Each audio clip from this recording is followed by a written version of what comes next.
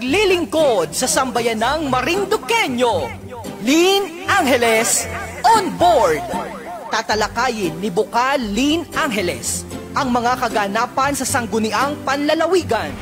Sasagutin ang tanong ng mamamayan at bibigyang pugay ang magagandang ginagawa ng ating mga kababayan.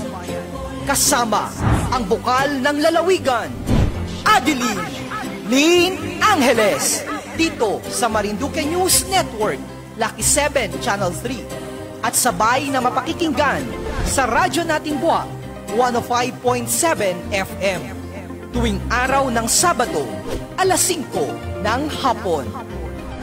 Lynn Angeles on board!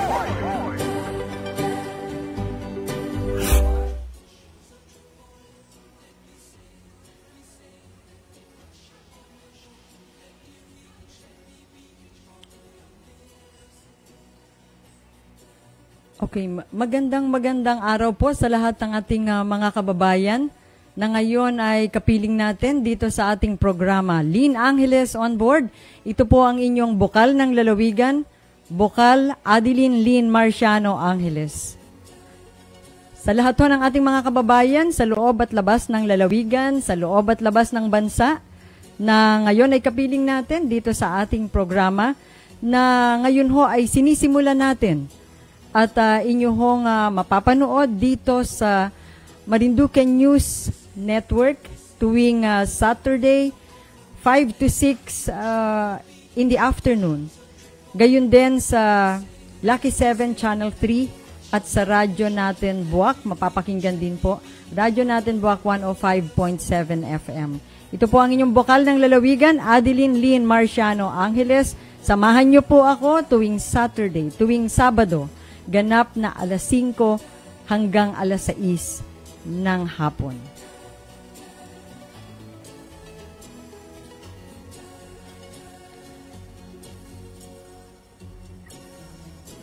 Okay po. Medyo naggagamay pa ho tayo. At ako ho'y natutuwa sapagkat sabi ko, ngayon po ay sinisimula natin ang ating programa. Ito po ay programa na inaakala po nating kinakailangan natin dahil alam po ninyo ang inyong Bokal, Adeline Lynn Angeles ay Bokal ng Lalawigan at lagi ko hong ginagawa na sa tuwing magtatapos ang aking termino, gumagawa ho ako ng comprehensive reporting sa ating mga constituents, sa ating mga kababayan. At ito hong ating programa, ang Lynn Angeles on Board, ito po ay ngayon nyo simulang napapanood dito sa Marinduque News Network.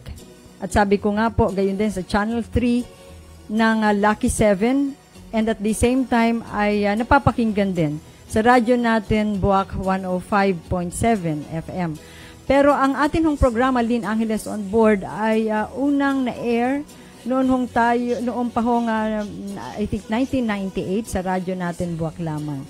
Ang mga programang kagaya po nito ay itinuturing natin na ating transparency and accountability mechanism bilang inyong isa sa naglilingkod sa ating lalawigan. So medyo ginagamay pa ho natin ang ating system at ang sabi ko nga po, this will be an accountability and reporting mechanism natin bilang Bokal ng lalawigan.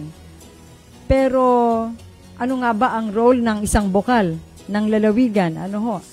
Yan ho ay para sa iba hong mga kababayan natin na hindi pa masyado gamay kung ano ang trabaho ng isang Bokal. Tayo ay isa sa mga lokal na mambabatas ng isang lalawigan. Parang municipal councilor or city councilor kapag siyudad o kaya ay mga munisipyo. On the provincial level, we are called provincial board members or Bokal. At ang inyong lingkod ay ano bang trabaho nito? Gumagawa ng batas. It's the legislative branch of the local government ng lalawigan. At ang pangunahing trabaho ay ang gumawa ng mga batas, polisiya na ipinapatupad naman ng executive branch ng local government natin sa lalawigan, sa level ng lalawigan na pinamumunuan ng ating governor.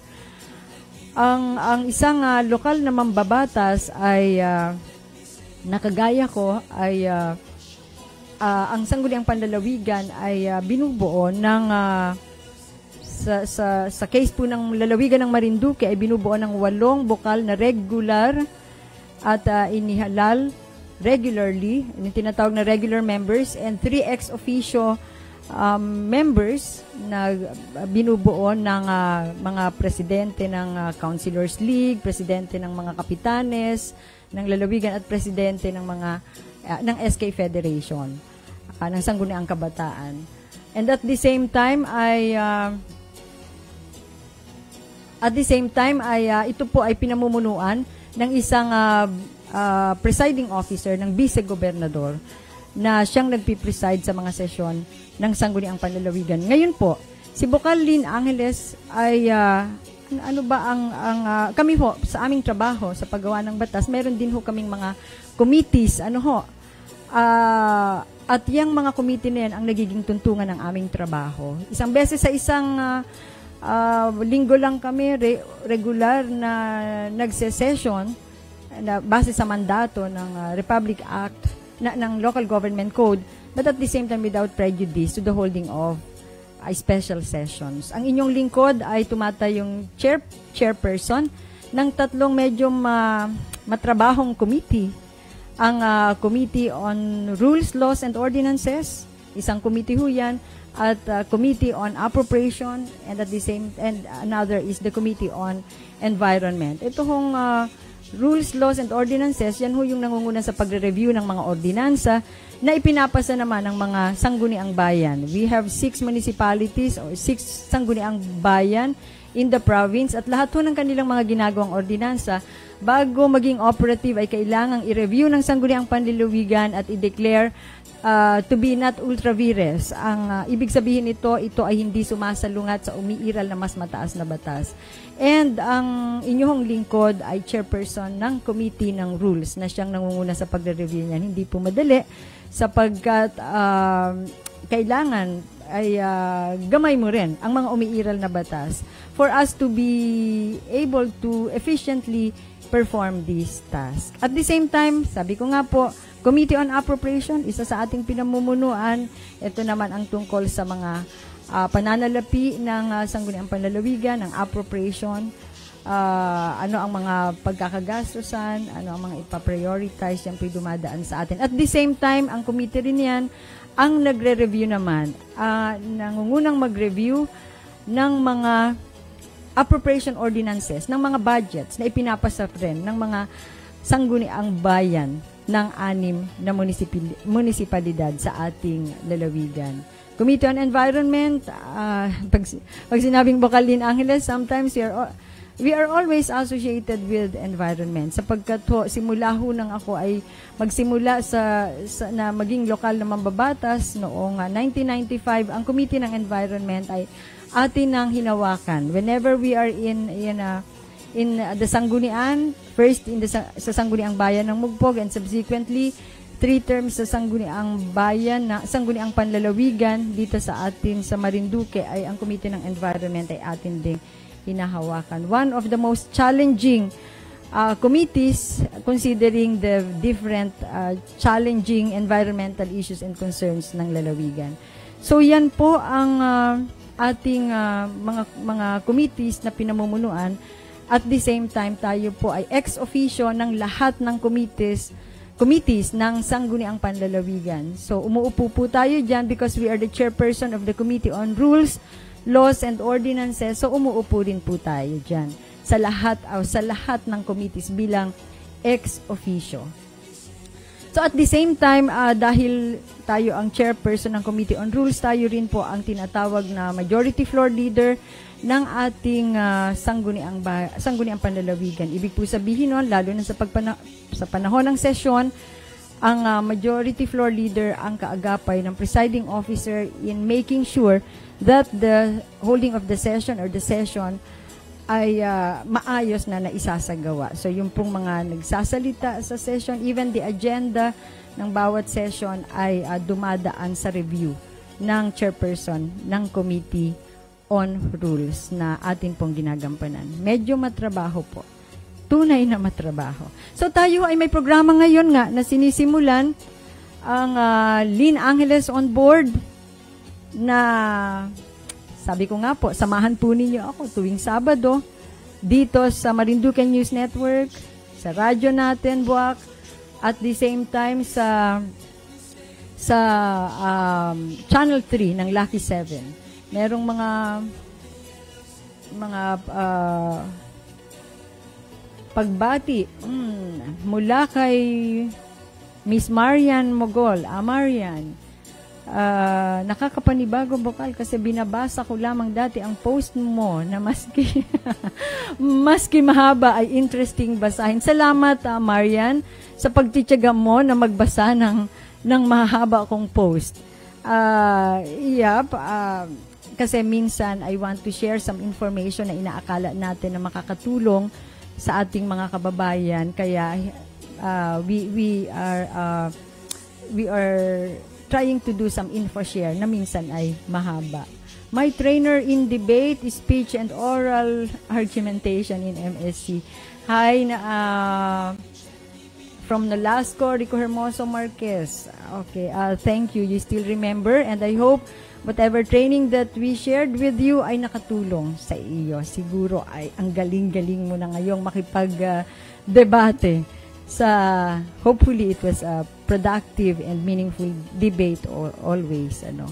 So sa lahat ng ating mga sumusubaybay ngayon dito sa ating programa, samahan niyo po ako sa pagpapatuloy ng ating programa. So ano po ang what do we expect from this program? We will have different segments. One is dahil nga sabi ko, this is an accountability mechanism ng inyong lingkod, Bokal Lynn Angeles, sa ating mga kababayan. Tayo po ay merong segment na tinatawag nating Angeles Report. Dito po sa segment na ito, ako po ay magbabahagi sa inyo, magre-report sa inyo ng mga ilang kaganapan, pagkilos ng inyong lingkod, kaugnay sa ating opisyal na gawain sa Sangguniang Panlalawigan, sa Pamahalaang Panlalawigan. Dito rin ho sa segment na ito, tayo ay paminsan-minsan magbibigay ng ilang mga paghihimay ng mga ilang issues and concerns na inaakala ko na magandang malaman ng ating mga kababayan, magandang malaman po ninyo for your informed engagement in governance. And at the same time, hindi naman siguro tayo laging masyadong seryoso. Paminsan-minsan magkukwentuhan po tayo ng tungkol sa mga buhay-buhay lamang. But I hope the engagement and the interaction ng inyong lingkod sa ating mga kababayan sa pamamagitan ng programang ito will always be very respectful with each other, professional as much as possible, and ang mahalaga po, sometimes we may differ sa ating opinion, sa ating pananaw, sa ating mga posisyon, but what is important is we are talking, we are sharing information, and we are discussing with respect to each other. So magbabalik po ang Lynn Angeles on Board makalipas ng ilang paalala.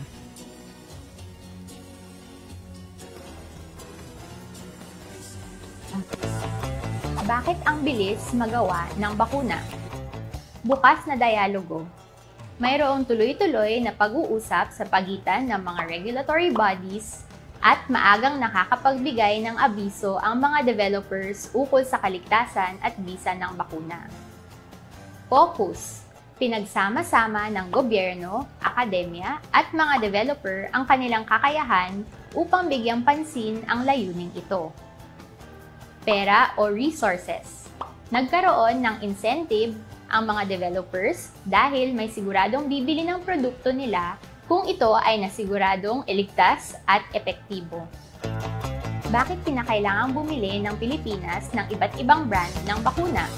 Sa kasalukuyan, wala pang kakayahan ang Pilipinas na gumawa ng sarili nitong bakuna.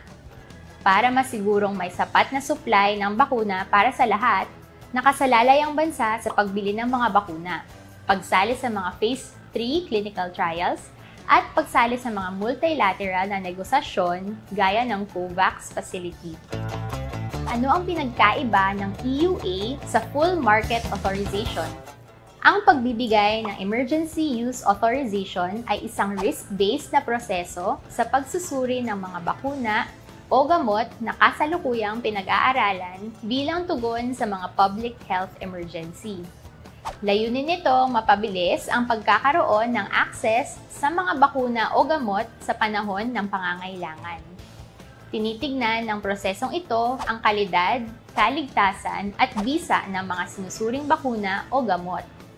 Samantalang, ang full market authorization ay binibigyang pahintulot sa mga fully developed therapeutics or vaccines. Ang ibig sabihin nito na ang mga produkto ay ganap ng kumpleto ang Phase 4 clinical trials at nakapasa sa initial registration requirement na 3 taon na monitored release bago mapagkalooban ng market authorization para sa general use. Ano ang mga isasaalang-alang sa brand ng mga bakuna na ibibigay sa mga priority groups? Isinasaalang-alang ang mga sumusunod sa pagpili ng bakuna. Track record ng manufacturer o developer, kapasidad ng ating infrastructure ukol sa pag-imbak nito, kung ito ba ay ligtas ayon sa Phase 1 at 2 clinical trials, posibleng bisa ng bakuna ayon sa Phase 2 clinical trial, posibleng bisa at kaligtasan base sa naisapublikong interim na resulta ng Phase 3 clinical trial o kung ito ay mayroon ng EUA, at proseso ng pagbibigay ng bakuna. Together, we can beat COVID-19. Together, kaya natin to be the solusyon sa COVID-19.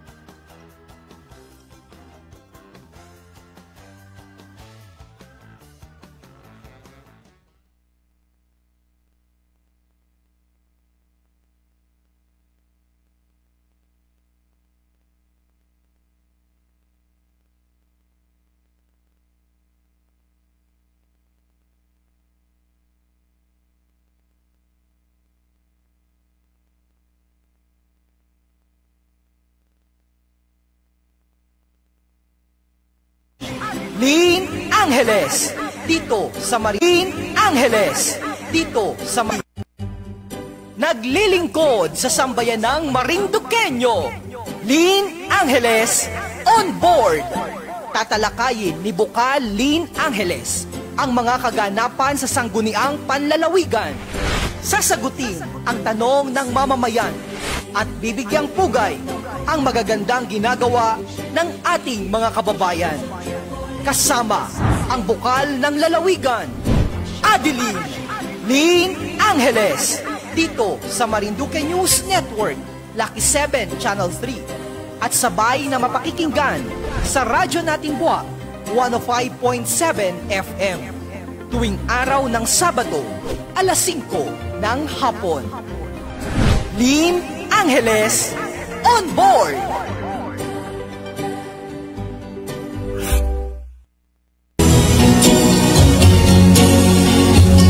Sa ating pong mga kababayan, muli pong nagbabalik ang inyong bokal ng lalawigan, Bokal Lin Angeles, dito sa ating programa, Lin Angeles on board. So gaya ng banggit ko sa inyo kanina, ang programang ito is an accountability mechanism ng inyong lingkod. At dito sa portion nga or sa segment na Angeles Report, paminsan-minsan ay magkakaroon tayo ng paghihimay ng ilang issues and concerns na inaakala kong kailangan ninyong malaman at makapag-share ako sa inyo ng mga related information. At the same time, meron din tayo na tinatawag natin na makabagong bayaning Marinduqueño. Dito po sa segment na ito ay nais nating bigyan ng pagkilala ang mga ordinaryong tao na sa panahon ngayon ng krisis na pinagdadaanan natin sa panahon ng pandemya ay nagiging mga anghel at mga mumunting bayani, mga makabagong bayani ng kasalukuyang panahon. Doing simple things but with so much impact to others, lalo na sa panahong ito ng pandemya. So, Susunod ho na sa segment natin ay meron din tayong mga kwentuhan, pagbate, mga light discussions, ano po. At yan ho ang Angeles report, and at the same time ang segment natin na makabagong bayaning Marinduqueño. Angeles Report! Angeles Report! Angeles Report! Okay. Sa ating mga kababayan, ngayon hong ngayong nagdaang linggo, gusto kong ibalita sa inyo, siguro yung iba, lalo na sa mga sumusubaybay sa programa ng ating Governor, Presby Velasco, you're very much updated to the COVID situation. Pero banggitin ko na rin, as of September 23, ang sitwasyon ng ating COVID cases sa lalawigan, we have 374 active cases. And cumulative cases. So lahat-lahat na po, we have already a total of 2,660 cases. So sa vaccination naman, so far we are already on the 24%, 24.12% na po ng ating mga kababayan, or around 40,923 persons ang nabakunahan natin. So that is equivalent to around 24% ng ating populasyon. And recently, ay dumating nga po ang 1,170 Pfizer. Alam kong yan ang inyong medyo paboritong brand, at may mga ilang OFWs na talagang they really found a way para maka-avail nito. But I was told pwede lang gamitin ito for 2 days. So, most likely tapos na at ubos na ito. But thank you, at merong nakapasok na Pfizer sa ating lalawigan. But still, the vaccination is still ongoing. Wag po kayong nervyusin. Wag po kayong matakot. Kami po, ako po, ay talagang umaapela lalo na sa ating mga kababayan. If there is already a chance for you na mabakunahan, please have yourself vaccinated. So ngayon din hong nakaraang linggo, last weekend, ang inyo pong lingkod, it was a very busy day for us. Naimbitahan tayo at kasama natin ang ating House Speaker na umikot sa ilang bahagi ng lalawigan. Nag-distribute siya ng ilang mga tulong niya sa ating lalawigan. Kasama na doon ang kanyang pagdidistribute ng mga tiglilimang bike. Siguro nakikita nyo rin ito sa Facebook, but thank you, Speaker, for this help, really. Dahil yung mga ganitong bagay, hindi na namin mapondohan sa provincial government. At the same time, hindi na rin siguro ma-prioritize ng mga barangay, considering the many other needs na kailangang i-prioritize. Pero ito po ay mula sa kanyang sariling tulong, kasama ang kanyang pamilya, nagbahagi ng tiglilimang bisikleta sa mga barangay ng Mogpog at Buena Vista. Susunod daw ho yung ibang lugar pa. Sumama rin tayo sa at umalalay sa animal dispersal na ginagawa ng pamahalaang panlalawigan sa bayan ng Mogpog, wherein there was about 560 heads ng native chicken na dinistribute sa ilang mga nag-request mula sa iba't ibang sektor ng kababaihan, merong galing sa TODA at ilang people's organization. Nagkaroon din siya tayo ng pag-attend ng inauguration kasama ang ating speaker, gayon din si Governor Presby Velasco, sa inauguration ng dalawang proyekto na pinondohan ng national government nila through DPWH, ang school building sa Kawit Comprehensive High School ba ito? We're headed by Sir Nepomuceno. Gayun din, isang magandang covered court sa Barangay Malbog, yan sa Buena Vista, ay inaugurate na rin po. And I would just like to take this opportunity para pasalamatan ang nag-donate ng bahagi or portion ng lupa na ginamit sa covered court na ito. Napaka-simple at nung nandun ako nakuha ang aking atensyon ng isang medyo may edad na rin na babae. Yun pala ay simpleng nakaupo sa isang silya. Siya pala ay yung may-ari ng lupa, isang dati ring kapitana, si ex-barangay Captain Catalina Layas, Nanay Taling. Salamat po sa inyong tulong sa ating mga kababayan. Sa totoo lang, ang mahal-mahal ng lupa ngayon. At alam ko, kung ipagbibili niya yan, ay pwede rin sana niyang gamitin, no? But that was her and her family's way of sharing to others what they can. Kaya maraming salamat po dahil maraming makikinabang dyan sa government facility na yan. So, really, thank you, Nanay Taling. And kanina ho, umattend tayo ng distribution din naman ng around 150 heads ng native pigs dyan sa bayan ng Santa Cruz. Yan naman po ay funded by DOLE in partnership with the Office of the Speaker, Lord Alan Quinto Velasco, and in partnership also with the Provincial Government of Marinduque, headed by our Governor Presby Velasco. Alam po ninyo, kung mapapansin ninyo, maraming mga livelihood opportunities, animal dispersal, sa hirap na dinadanas ng ating mga kababayan ngayon, nalalaman natin na yung mga ganitong mga proyekto ay makakatulong sa kanila. It may not solve the entire, lahat ng problema. But sa budget ng provincial government, ang inyong mga opisyales, we prioritized also programs like this na pangtawid ng ating mga kababayan, lalo na ngayong panahon ng pandemya. Kaya mababasa nyo rin sa Facebook, sa report din ng Governor, sa kanyang Governor's Hour, nariyan ang mga animal dispersal na minsan may baka, may kalabaw, may manok, may kambing, and hopefully makaagapay sa ating mga kababayan sa panahon ngayon ng pandemya.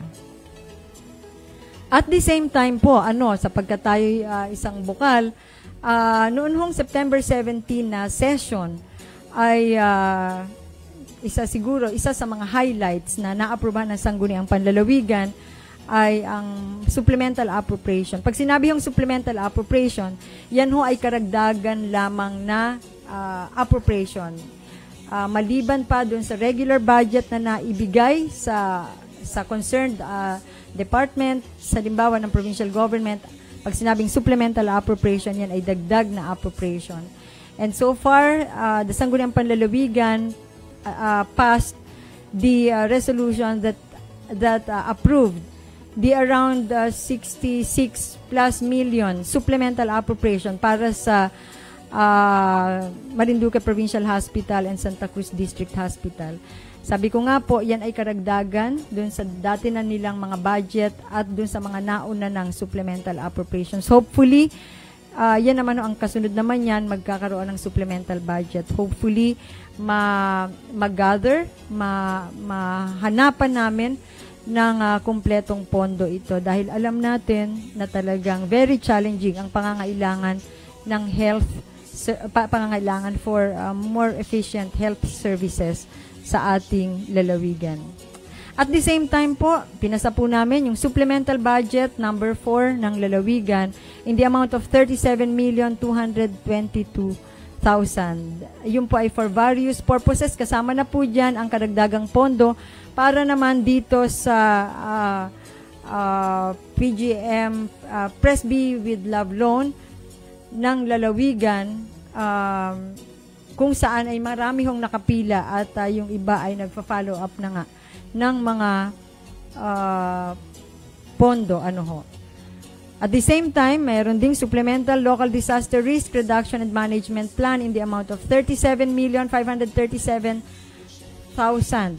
At yan naman ay mula sa national government, mayroon hong additional na around 35 million pesos na ibinaba sa ating lalawigan para naman gamitin upang sa mga livelihood projects para gamitin para makarecover yung mga naapektuhan ng mga previous typhoons. So, salamat sa initiatives ng ating mga katuwang House Speaker Velasco and Governor Velasco because they really worked for this. So 35 million additional funds for livelihood projects for the victims of previous typhoons. At the same time, ito po, pinagmamalaki ko ng konti, hari naway magkaroon ng silbi talaga. Isang ordinansa na inintroduce natin at tayo ang author, isang ordinansa na institutionalizing the provincial government of Marinduque Scholarship Program, kung saan, ito po inaprubahan last September 24.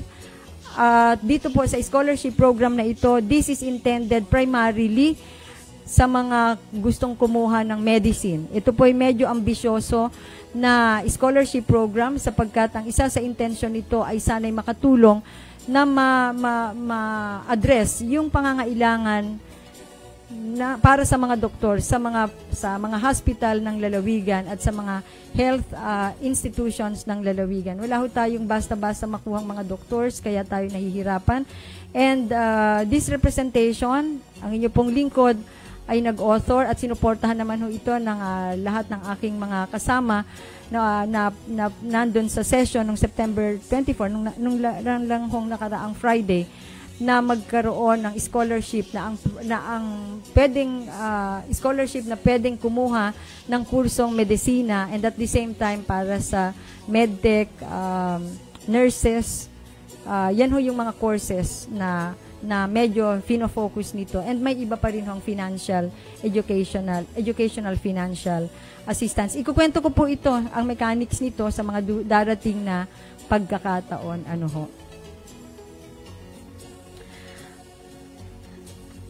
So, gusto rin ho nating pasalamatan ang lahat ng mga sumusubaybay sa atin. Sabi ko nga po, ito ang unang airing natin, unang pagkakataon natin na tayo ay nandito sa Marinduque News, dito sa ating programang Lynn Angeles on Board. Okay, hi, Bukal Lynn Angeles, pagbati mula sa mga taga-Puras. Maraming salamat sa mga taga-Puras. Napakababait na lagi sa atin ng mga taga-Puras, from Blair and sa ating mga kababayan dyan sa Puras. Morera, shout out daw sa mga taga-market site. At salamat sa inyo pong pag-good luck sa atin. Sa lahat po ng mga very kind words sa inyong comments, marami pong salamat. Pwede ba yung ordinansa para sa mga aso raw na maiingay sa gabi? Sigurado kayong aso ho yan?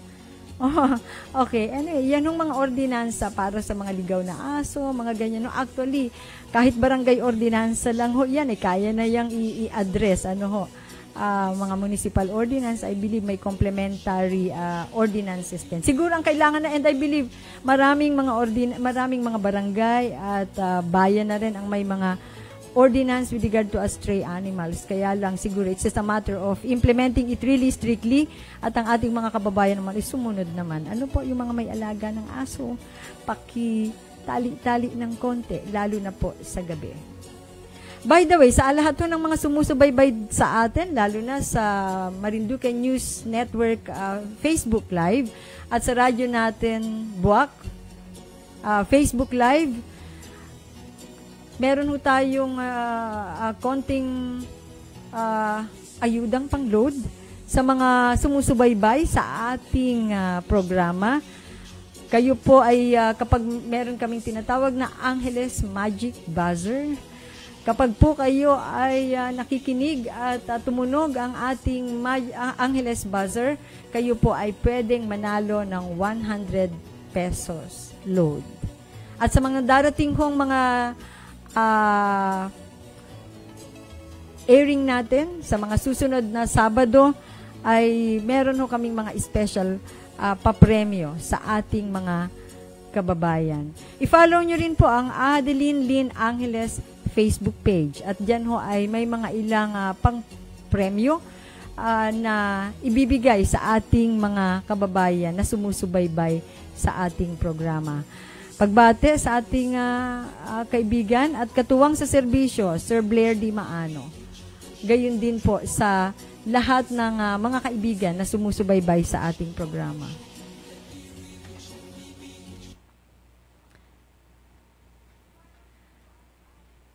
And masyadong mabilis lang ho ang ating programa ngayon. Ano po, subaybayan niyo po ako lagi tuwing Sabado, 5 to 6 in the afternoon. Meron pa ho tayong makabagong bayaning Marinduqueño. We are in search of the makabagong bayaning Marinduqueño hanggang Oktubre. Ano po.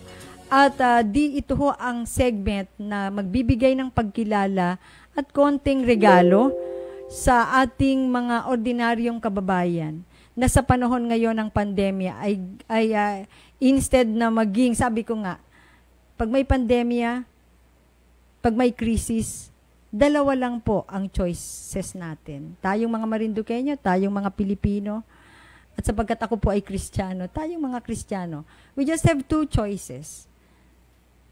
Magreklamo and be part of the problem, or sa maliit nating kakayahan ay mag-contribute ng ating magagawa to be part of the solution. So, kayo ay aking iniimbitahan na mag-nominate, mag-suggest. I-PM nyo lang ho ang ating Facebook page, at the same time ang aking personal Facebook, personal at the same time official Facebook, SP Adeline Lynn Angeles. At i-PM ho ninyo ang nakikita ninyong ordinaryong tao, pwedeng ordinaryong tri-bikers, TODA member, magtitinda sa palengke, teacher, nanay, tatay, ate, ordinaryong kabataan na sa simpleng paraan niya ay tumutulong sa ating mga kababayan sa panahon ngayon ng pandemya. Makabagong bayaning Marinduqueño.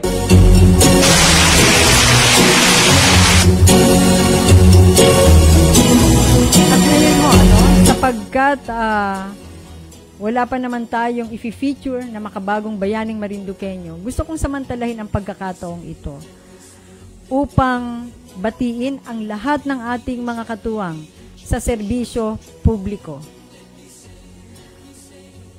Sapagkat noong September 19 at ang buwan ho ng Setyembre ay buwan kung saan sineselebrate ang 121st anniversary ng Philippine Civil Service sa ating bansa. Kaya binabati ko po ang ating mga kapwa nagseserbisyo sa gobyerno. Challenging ho, very challenging ang sitwasyon natin ngayon. Mataas ang demand sa maayos na serbisyo ng lahat ng mga manggagawa sa pamahalaan, sa lahat ng mga kawani sa gobyerno na kagaya ko. Ang akin lang nais iparating sa lahat ng aking mga katuwang na mga manggagawa o kawani ng gobyerno. Patuloy po tayong huwag manawa na magbigay ng dekalidad na serbisyo sa ating mga kababayan in spite of all the challenges. Let this be our own manifestation ng ating pagmamahal sa ating bansa. And this song is for you.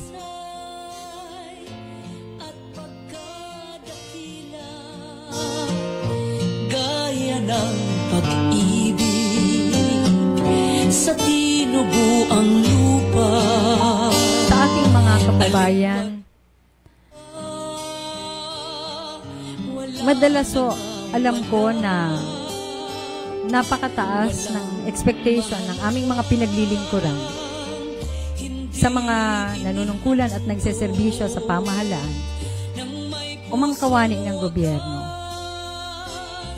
Tama lang naman po, sapagkat sabi nga, public office is a public trust. But at the same time, siguro ho, paminsan-minsan din, ay i-recognize din ho natin ang mga selfless services, passion to work, dedication na ipinapakita ng mga nanunungkulan, ng mga nagseserbisyo sa atin at mga kawani ng pamahalaan. Sila po yung tinatawag na bahagi ng serbisyo publiko at bahagi ng Philippine Civil Service. Sa ating mga katuwang sa serbisyo publiko, we may not be able to please everyone, but let us just continue serving and doing what we can. Primarily for the Lord, and second, dahil yan ang ating misyon sa serbisyo publiko. Muli sa lahat ng mga manggagawa sa mga kawani ng pamahalaan, maligayang 121st anniversary ng Philippine Civil Service sa ating bansa. Maraming salamat sa inyong serbisyo. Maraming salamat sa ating serbisyo. Kundi ang makita'y lupang tinubuan.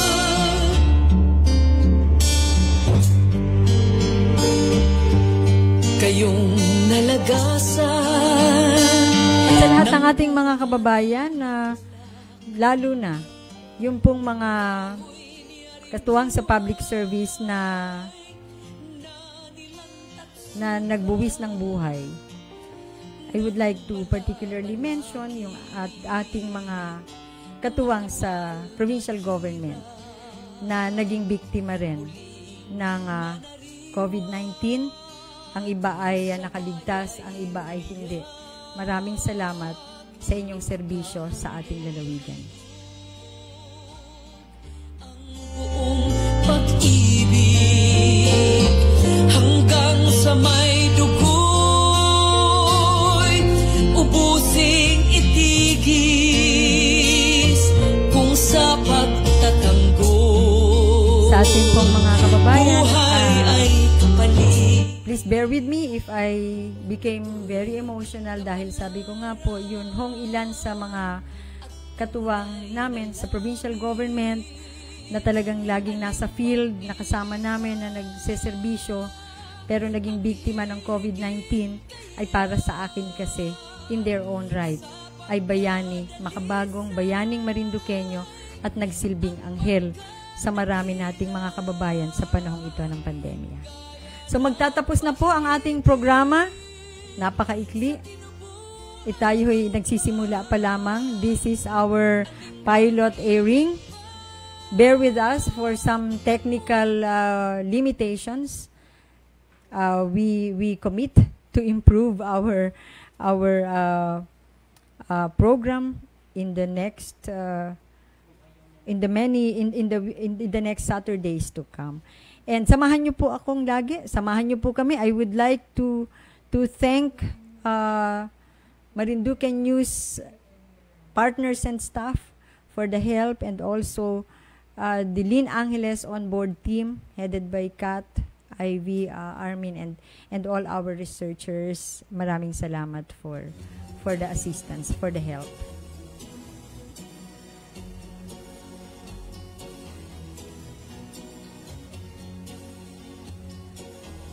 So muli po, maraming salamat sa inyo, sa lahat ng aking mga kababayan na sumama sa akin ngayon sa pagsisimula ng ating programa Lynn Angeles on Board dito sa Marinduque News Network, sa Channel 3 ng Lucky 7, gayon din sa Radyo Natin Buwak at sa MNN Facebook Live. Maraming salamat po.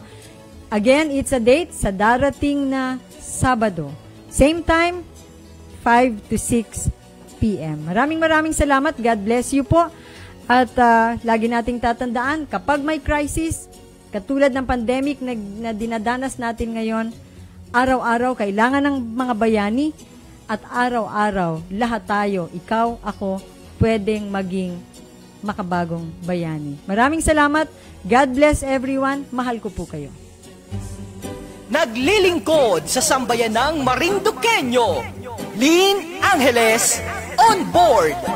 Tatalakayin ni Bukal Lynn Angeles ang mga kaganapan sa sangguniang panlalawigan. Sasagutin ang tanong ng mamamayan at bibigyang pugay ang magagandang ginagawa ng ating mga kababayan. Kasama ang Bukal ng Lalawigan, Adeline Lynn Angeles, dito sa Marinduque News Network, Lucky 7 Channel 3. at sabay na mapakikinggan sa radyo natin buwak 105.7 FM tuwing araw ng Sabado, alas 5 ng hapon. Lynn Angeles on board!